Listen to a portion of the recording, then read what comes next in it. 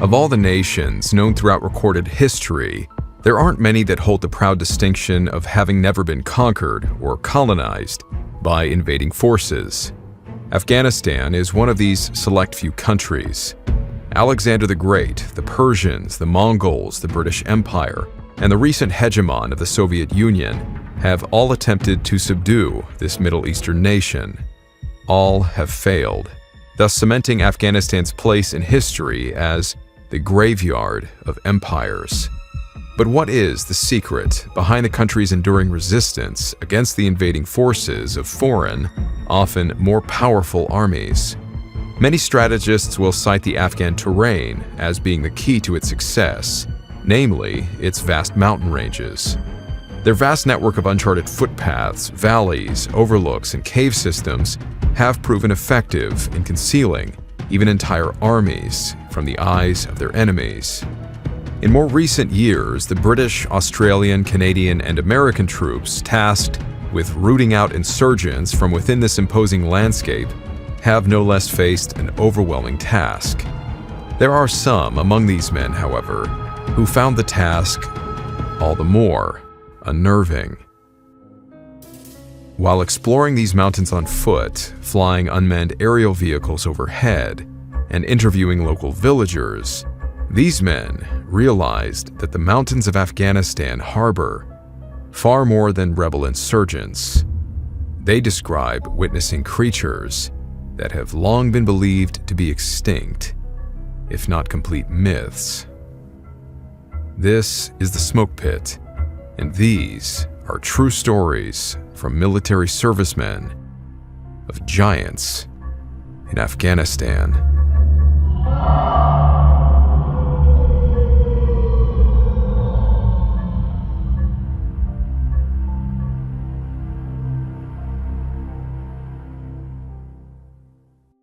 You want to know what my theory is as to why the giants remain living in secluded areas? It's because you can't get spam calls and texts in the mountains of Afghanistan. Why is it that every time my phone rings now, instead of actually answering it, I start Googling the number to see who's calling me? And oh, look, I've got another text message. What's this? An undelivered package notification sent from a sketchy email. I guess I'd better click on this super legit looking link to confirm my mailing address, right? And here's another one. How have you been? Well, random stranger, I'd be a lot better if you weren't spamming me every day with calls and text messages because some big data broker sold my information to you. This is so obnoxious. I've even tried changing my voicemail to a fax tone to get them to leave me alone. It's clear that these businesses happily collect our data but then do nothing to protect it, whether selling it or exposing it to data breaches. That's why for some time now I've been using Aura, the sponsor of today's video. Even though my data, including my full social security number, was lost in the recent AT&T hack, and possibly now in the Ticketmaster hack that just happened, I'm not worried. Like the guy walking behind you in a patrol, Aura has my back. It's always on, removing my info from data broker sites and alerting me when my data has been compromised. Look, I'm not leaving myself and my family vulnerable to any more data breaches. And if you don't want to either, you can go to aura.com/wartime stories and try your first 2 weeks for free. Also linked below in the description. You've got nothing to lose just by trying it out. Now, back to our story. The Giant of Kandahar.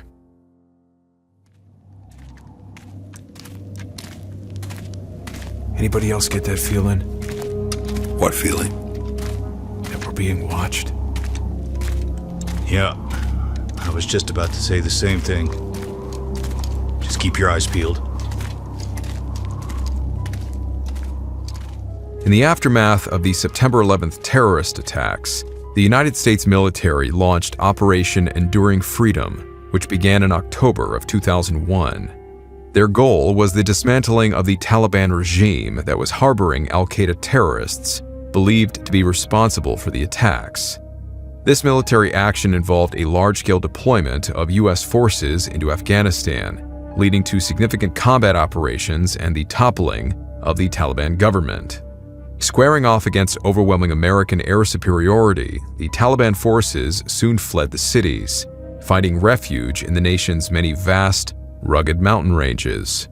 These natural fortresses now serving as their home base, the insurgents then launched a fierce resistance against both the American troops and their Western allies. With the Kandahar region being identified as a key stronghold for the Taliban, securing the mountains was essential in disrupting their supply lines, their operations, and control. To accomplish this monumental task, the Americans would employ a search and destroy strategy. These missions involved ground troops, often special operations forces, such as the U.S. Army Rangers and Navy SEALs, conducting thorough searches of areas known or suspected to be occupied by the enemy.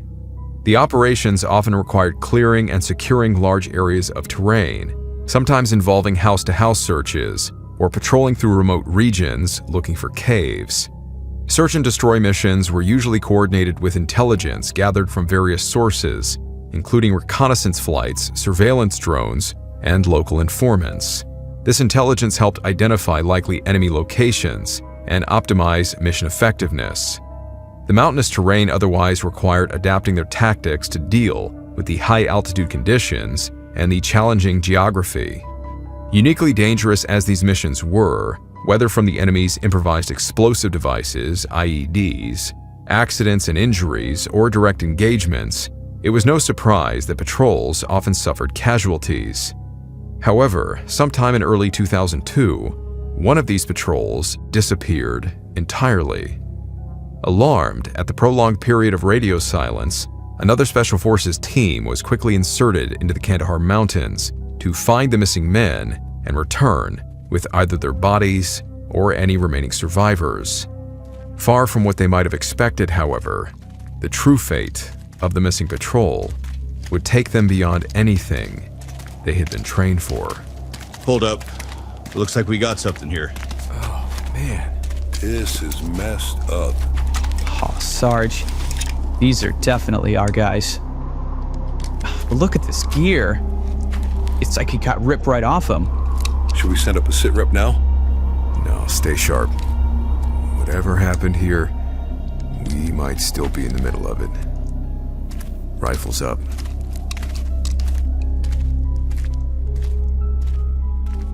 Patrolling the last known area where the previous team had been inserted, this second team soon stumbled across pieces of scattered military gear and shredded uniforms, which clearly belonged to the missing men.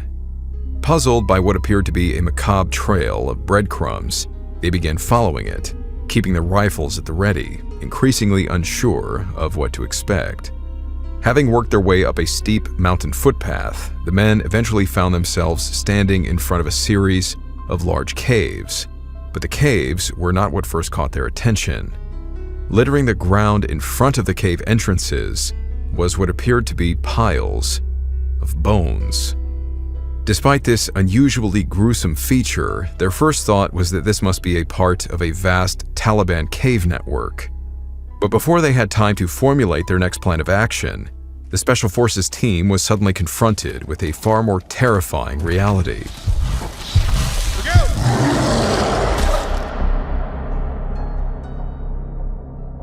Emerging from one of the caves, its primal war cry echoing off the surrounding mountains, a giant man appeared, wielding a long wooden spear. Its head crowned with thick, untamed red hair, its body wrapped in animal skins, its teeth bared in a primitive challenge, it charged directly at the now stunned Americans. Before the men could even raise their rifles, the giant, massive spear in hand, had thrust the weapon through the torso of the nearest man, simultaneously lifting him off the ground, prompting the other men to let loose with a torrent of gunfire. After 30 seconds of sustained firing, the giant finally collapsed, bringing the harrowing ordeal to an abrupt end.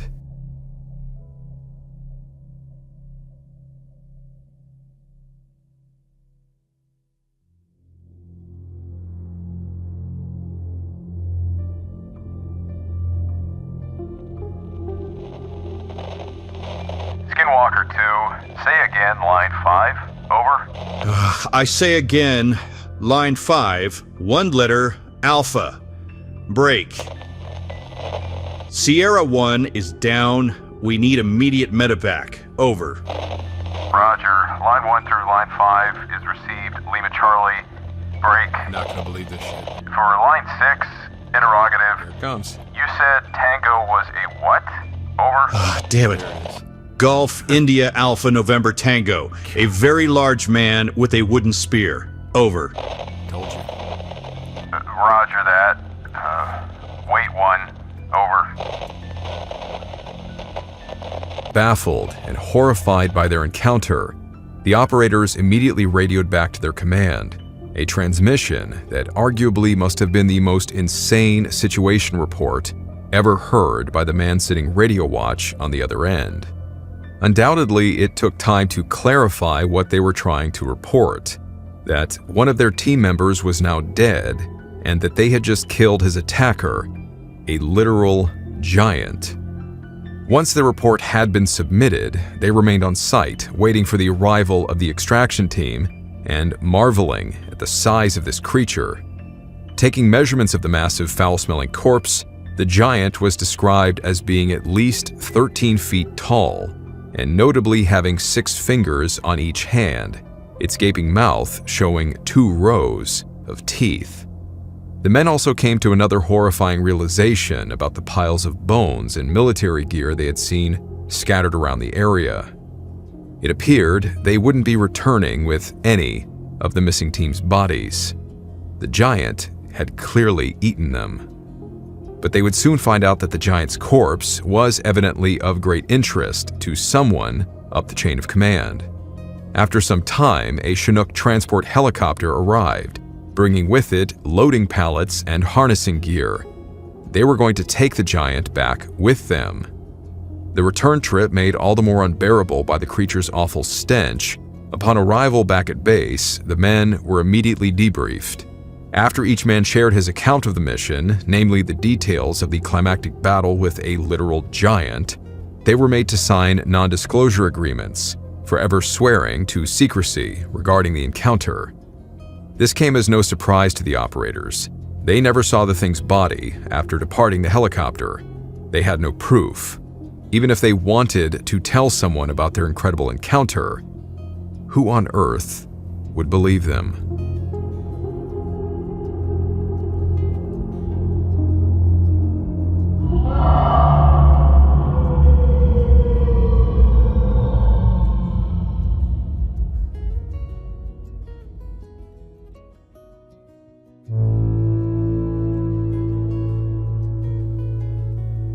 Since the story began making headlines in various military papers and other news sites in 2022, the Giant of Kandahar has since become a staple in the vast realm of cryptid lore. But how did this incredible story first come to light? The earliest known record of the account surfaced in 2008, only about 6 years after the incident was said to have taken place. So much for keeping it a secret. However, the original testimony came not from any of the soldiers who reportedly killed the giant, but from the pilot of the CH-47 Chinook helicopter that transported its corpse out of the mountains. This pilot, who remained anonymous, was interviewed by George Norrie on the Coast to Coast AM program during a December 3, 2008 episode titled Flashpoints and Giants. Considering that he only witnessed the loading and transport of the giant's body, his own testimony includes very little about what had happened before the helicopter arrived to pick it up. His testimony was compelling in that he never sought to embellish the story by recounting a harrowing tale of a man being speared by the giant, followed by a dramatic firefight. The pilot simply explained only what he had personally witnessed, and was forthcoming in stating that he heard most of what had happened secondhand from the soldiers who had killed the creature. Again, like I said, it was secondhand. He said that when they got this thing, it had actually taken out the first crew that had found him, and they went in afterwards. And when they came up on this thing, supposedly, of course, secondhand, but the way they painted it out, yes, this guy was eating probably more than our guys with the killing fields that they more or less described. But they basically said that thing ran like the wind, threw stones at the guys at a pretty good distance, so they said. And, of course, our weapons did take it out because I was looking at this dead thing. So most of it was covered up with the tarps and the rigging and stuff like that. And most of what we had to see, we were just goofing around with and seeing what we could see on this thing because it was a pretty large dude. Could not, poke it, measure it, or anything like that. I can tell you that its hands more or less looked kind of human, very dirty, except for the 6 fingers. Having already been covered by a large tarp and strapped to a 463L pallet, a standard aircraft loading pallet measuring 9 by 7 feet, the pilot otherwise had a clear view of the creature's hands and feet. Though he wasn't allowed to get close enough to get exact measurements, the pilot estimated that the feet, which were covered in some kind of canvas material, like rudimentary shoes, were at least 28 to 30 inches in length. Having been curled into a fetal position to fit onto the loading pallet, if it had been laid out, he remarked that the giant would have easily measured a staggering 12 feet in height, if not more.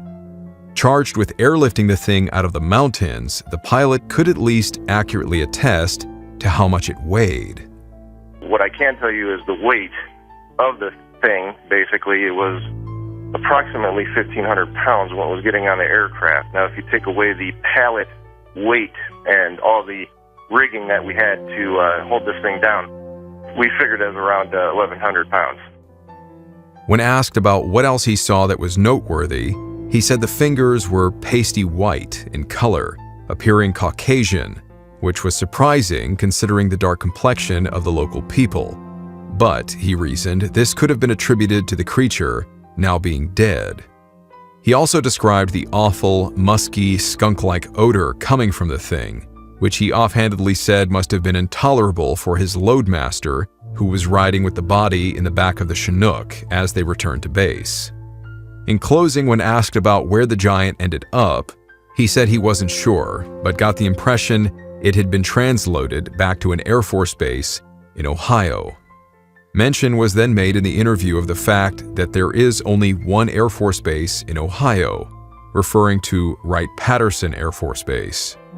And if that is the case, it only adds to the intrigue of the story and the likeliness for it to be buried by the US government, because that base is notably involved with all manner of things strange and unexplained, such as the Air Force well-documented research into UFO sightings, which began in the 1950s. There was a nice path, goat path. As we bent around this corner, you could see this opening of the cave. There was a cave as we're coming around. And then I see there's a lot of rocks, which is another oddity, and then bone matter. When I'm not close enough to identify what kind of bones, but I did see something I knew was a piece of our communications equipment. So instantly we're thinking ambush, maybe animal, could be anything. And there was enough room in front of this cave, but it had a sheer drop-off, but there was enough room that we actually got into a decent dispersal in case of an ambush. And he comes out. It was a man at least 12 to 15 feet in height. This is a monster. Red beard, his hair was long, past the shoulder, a scarlet red, and he runs at us, woke all of us into the reality. This is so real. We just went into complete muscle memory at that point. Considering the widespread account of the soldiers' encounter with the Kandahar giant includes details not provided by the Air Force pilot in his 2008 interview, such as the giant's red hair color, its double row of teeth, and the brutal killing of one of the soldiers with a spear, it begs the question, who provided this additional information on the story? In reading through various articles which have covered it, it was stated that, in some circles, the truth of this giant story is widely considered to be an open secret among soldiers who served in Kandahar in 2002. But more precisely, in 2016, a video was uploaded to the internet that featured an interview with a man going by the name Mr. K, who claimed to be one of the operators on the search team who encountered the giant. The video has since been pulled down for unknown reasons. Perhaps because his testimony provided more details on the soldier's actual violent encounter, His testimony has come to define the Giant of Kandahar story, introducing the concept of a spear-wielding beast with red hair and 2 rows of teeth that took the internet by storm. Of course, with such a shocking story making the rounds in recent years, and even being picked up by the Military Times and reputable news sources, everybody wanted to know, is this story true?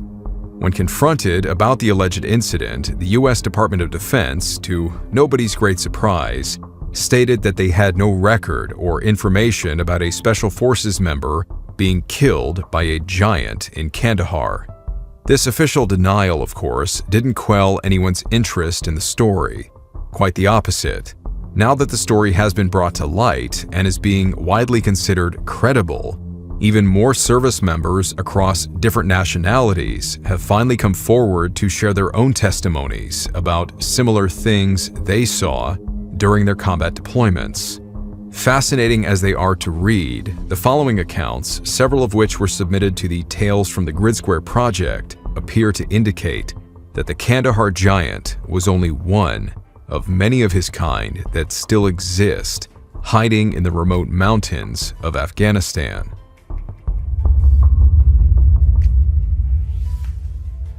The Giant of Kunar.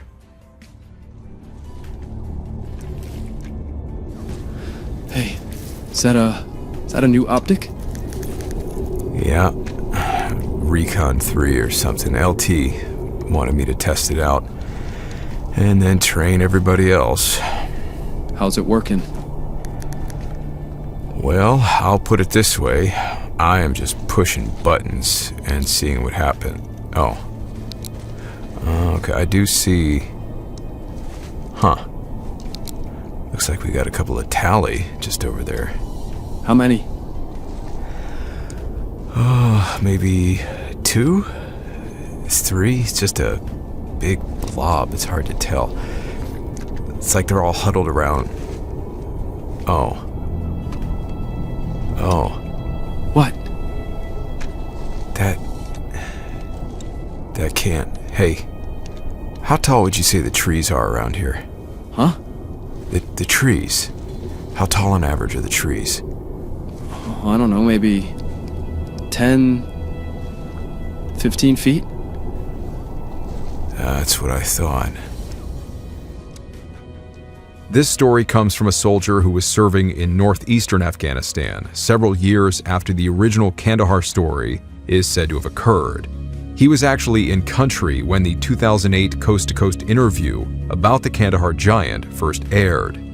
He writes, "I was deployed as an infantry team leader with the Army in the Kunar province of Afghanistan from 2008 to 2009. One night, we set out on an observation patrol to overlook a village that we suspected IEDs, improvised explosive devices, were coming out of due to a successful IED recovery a few weeks prior. My lieutenant gave me a new thermal imaging system called the Recon 3 that none of us were familiar with, and told me to figure out what I could and pass along that information to the other team leaders. I started to look across the valley to what I could see, and that led me to look along the spur we were set in on, catching on a very large heat signature at the top of one of the false peaks. I did everything I could to get a clear image, suspecting that it was a group of Taliban huddled together around a light, as they tend to do in the mountains. All of a sudden, the heat signature stood up as one being. The trees in that area grew to about 10 to 12 feet tall, and this thing was at least as big, if not taller, than the trees that surrounded it. It started taking steps parallel to my position and was covering ground quickly with ease. Its stride was slow and relaxed, and yet it moved with incredible speed. That led me to believe this creature was gigantic. It very quickly traversed the landscape, and I lost sight of it along a neighboring spur. I couldn't believe what I saw initially, assuming I had imagined it. I never had seen anything like that in my life. I didn't tell many people about it, either when I was still in the Army and even when I got out. I kept it to myself, thinking There was no way I saw what I saw. But then, in 2010, I listened to a story on Coast to Coast, specifically the story about the giant of Kandahar. That made all the memories of my time in service come flooding back and made me consider other things I saw during that deployment. For instance, the Kandahar creature was described as having fire orange red hair, and it reminded me of a tradition that the locals in the area of my sighting would do. The Afghanis would dye their hair a bright orange color, and even dye their goats the same color. They never gave any explanation why. It seemed like it was every once in a while they would do this, and then all of a sudden those orange-dyed goats would be gone, and the locals' hair would also no longer be dyed orange. I assumed maybe it was a cultural thing. I didn't understand, but now it makes me wonder if that was some kind of gesture to the creature, or if the goats were being sacrificed to it. I am a Christian, and the Bible briefly discusses beings called the Nephilim. I think that's what I saw, a member of an ancient race of giants. Although he mentions the interview with the Air Force pilot being what reminded him of his own experience, it should be reiterated that the 2008 Coast to Coast broadcast did not provide any details about the giant having red hair. Those came about in 2016. It's possible that almost a decade on, considering Mr. K's interview and everything else that's been said about the Kandahar giant story since it first aired, the detail about the red hair got mixed up in the overall narrative, hence why this soldier thought he heard about it from the Chinook pilot. But it's no less interesting that he did find a correlation with the hair dyeing practice of the Afghani people in the region that seemingly validated the idea that the giant's hair could have been red, as Mr. K had indicated. If the giants are out there, even today, preying on humans, as the Kandahar story ominously indicates, he otherwise may not have been at all wrong to reason that the villagers would make efforts to appease the giants by dyeing their hair and making sacrificial offerings of red-haired goats. But far from all of them being cave-dwelling monsters, this next account depicts the giants as being much more human in their way of life.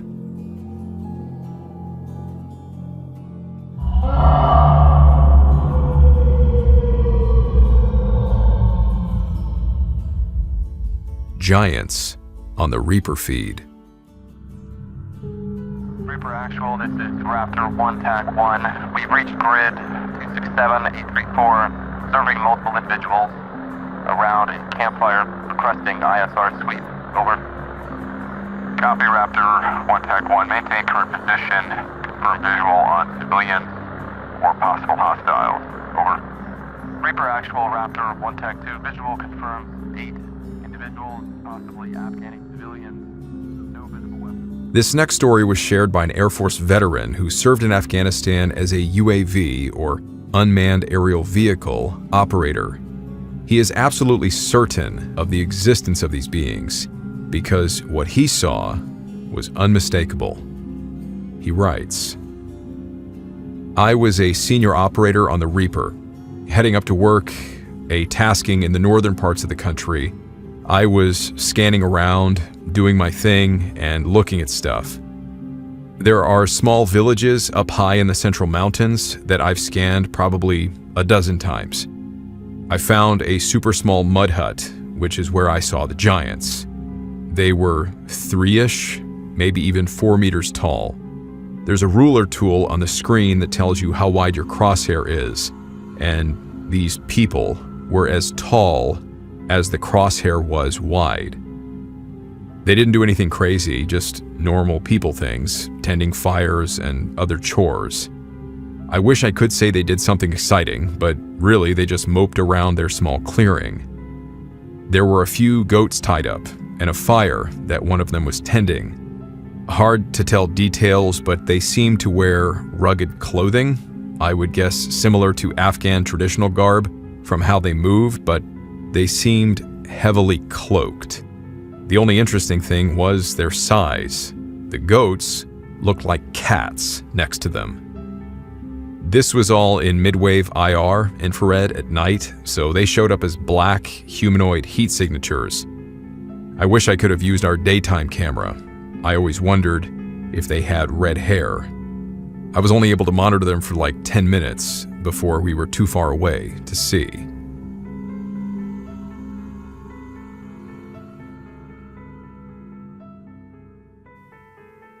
The Giant of Korengal.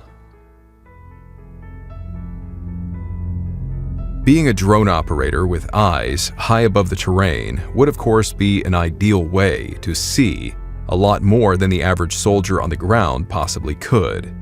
That applies to spotting both enemy soldiers and whatever else is out there. But when it comes to gathering intel using drones, a lot of what is observed is recorded and then sent for more careful analysis.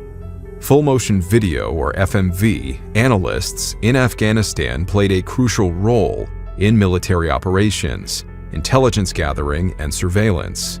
Their primary responsibility was to analyze live and recorded video feeds from various aerial surveillance platforms, such as drones and manned aircraft. This next account was shared by another Air Force veteran who was working as an intel analyst in Afghanistan sometime between 2012 and 2018. The video footage he was tasked with reviewing was recorded near the Korengal Valley in the Kunar province, which often served as a covert route for Taliban insurgents to funnel men and supplies over the border with Pakistan. It sounds like his primary goal in reviewing the footage was to determine patterns of life, basically getting an idea of what people living in the area, possibly enemy insurgents, were doing on a day-to-day basis. When they wake up, where they go, when they come back, if they carry weapons, what kind of weapons, etc. And this is typically done prior to committing any other operations in the area, like sending foot patrols through the villages and so on. However, this airman describes witnessing a far more unnerving sight. He writes, "I was an FMV analyst from 2012 to 2018. We were doing a pre-op soak northeast of Korengal, getting patterns of life on damn near every warm body. We saw some dudes around a fire, which is completely normal, but watched to see if we could ID any weapons. After about 20 minutes, what we thought were two dudes, huddled together under a blanket, stood up. I mean, this guy made the rest of the dudes look like children in terms of height. He stood up and walked over to a mud hut that he had to bend way over to get inside. We were using infrared, IR, so I couldn't say if he was red-haired or not, but I just know that he was a big mother effer, at least 8 or 9 feet tall." It's worth noting from his observations, he indicated this particular giant was intermingling with local villagers.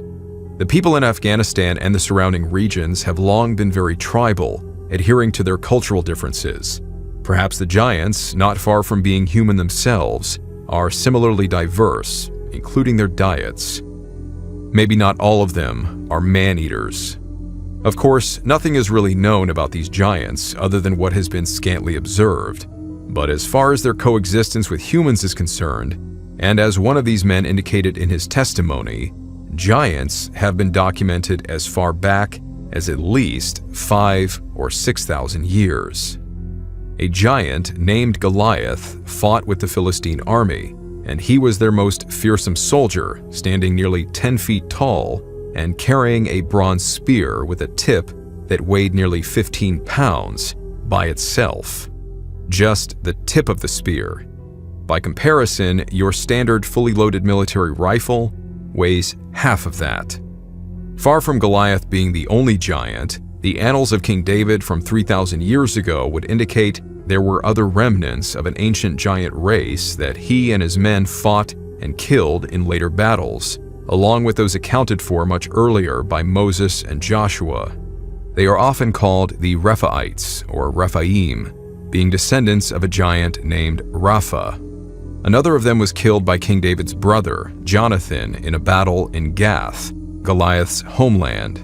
Like the giant of Kandahar, he was recorded in the second book of Samuel as being a huge man with 6 fingers on each hand and 6 toes on each foot, 24 in all. Like Goliath at the head of an army, one would expect that in any tribe, the leader would often be the biggest, meanest, and strongest one in the group. That might explain why a giant named Og was made king over the region of Bashan, northwest of the Sea of Galilee in modern-day Syria. How do we know he was a giant? He was cited by Joshua as being one of the last of the Rephaites. The 3rd book of Deuteronomy records him having an iron bedstead, presumably because he needed something stronger than wood. A bed which measured 13 feet in length by 6 feet in width. It doesn't sound like he would have slept comfortably on a small army cot. Giants ruling over humans, fighting alongside them millennia ago, and now, in even the last 2 decades, we hear tell of giants warming themselves by the fire with Afghani locals. This next account would likewise indicate that giants are still out there in remote areas, intermingling with humans to this day.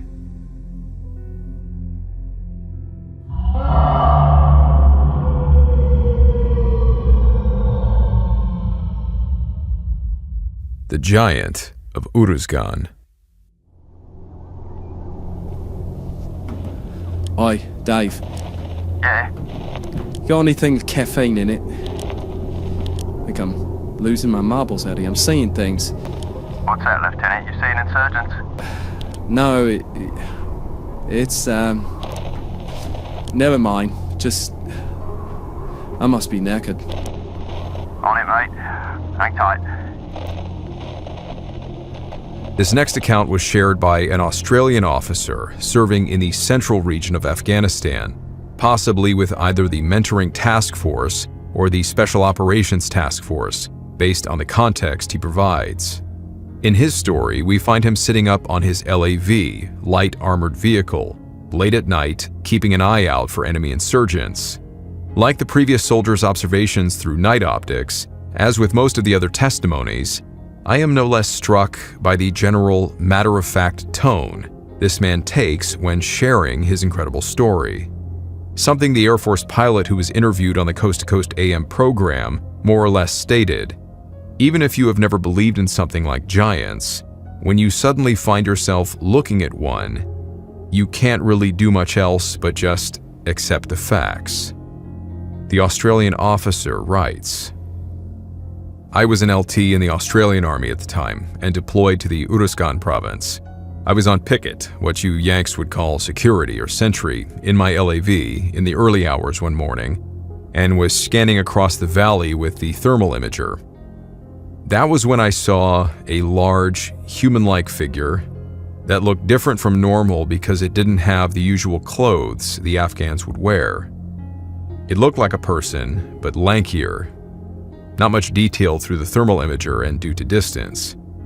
It walked behind a few compounds, and I could see it from the chest/armpits up.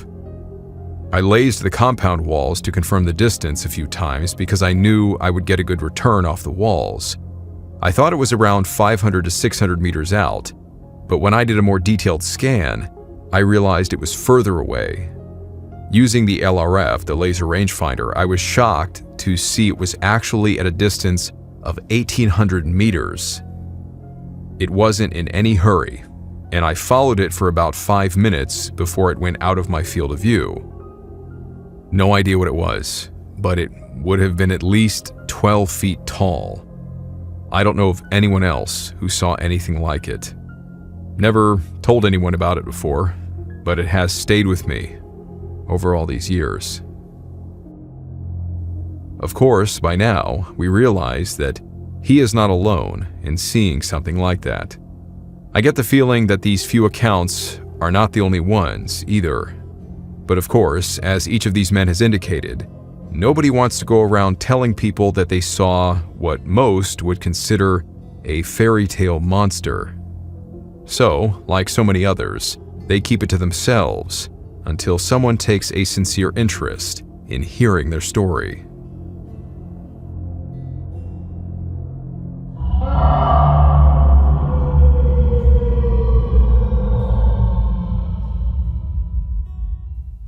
Chechen fighters were giants.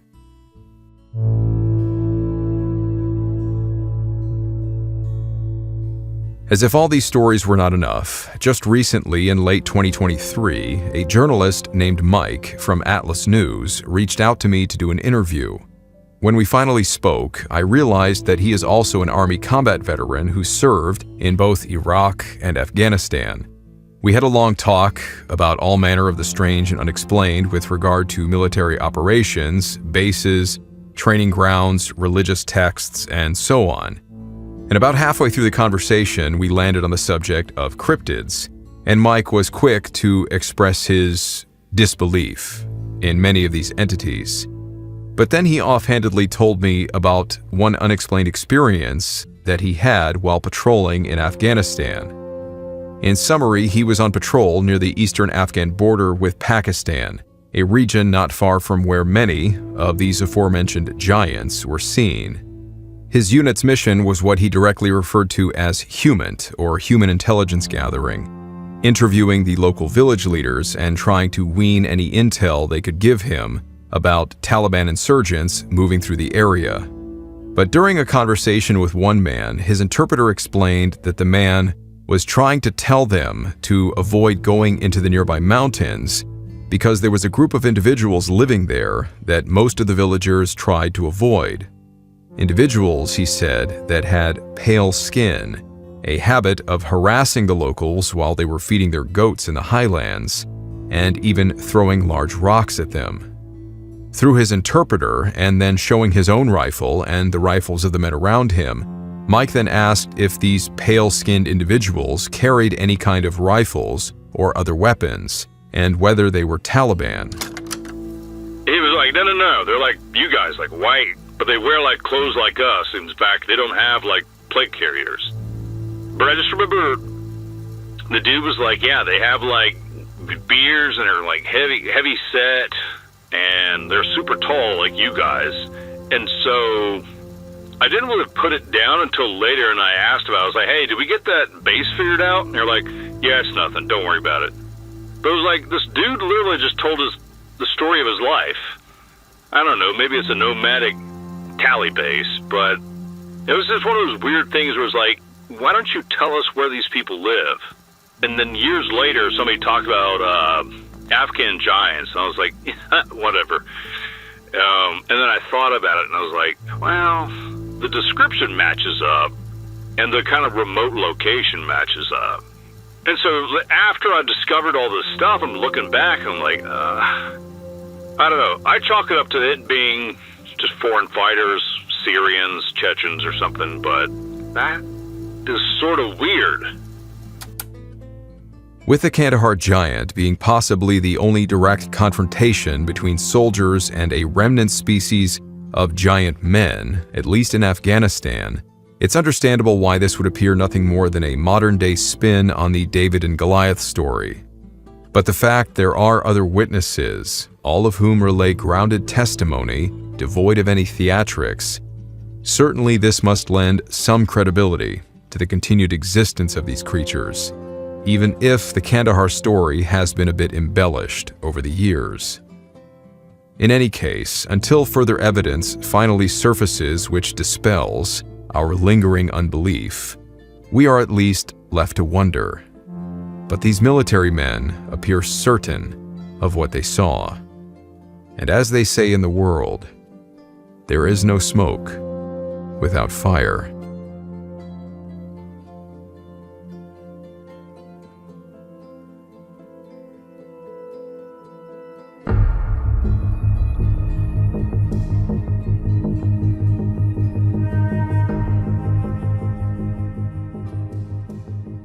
Hey guys, thanks for sticking around here for the after action.